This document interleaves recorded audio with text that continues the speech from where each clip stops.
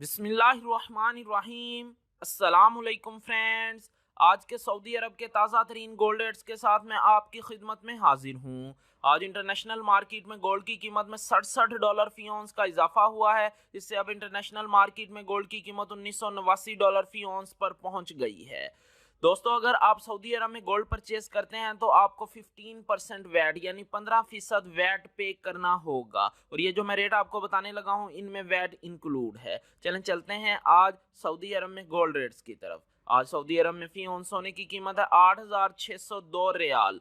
फी kilogram सोने की कीमत है 2,76,592 रियाल। 18 कैरेट गोल्ड की फी ग्राम कीमत है 207 रियाल 44 हलाला। 18 कैरेट गोल्ड की फी 10 ग्राम कीमत है 2,074 रियाल 40 हलाला। 18 कैरेट गोल्ड की फी तोला कीमत है 2,419 रियाल 62 हलाला। 21 कैरेट गोल्ड की फी ग्राम कीमत है 242 रियाल 2 हलाला। 21 कैरेट गोल्ड की फी 10 ग्राम कीमत है 2,420 रियाल 20 हलाला। 21 कैरेट गोल्ड की फी तोला कीमत है 2,822 रियाल 89 हलाला। 22 कैरेट गोल्ड की फी ग्राम कीमत है 253 रियाल 52 हलाला। 22 कैरेट गोल्ड की फी 10 ग्राम कीमत है 2,535 रियाल 20 हलाला। 22 कैरेट गोल्ड की फी तोला कीमत है 2,957 रियाल।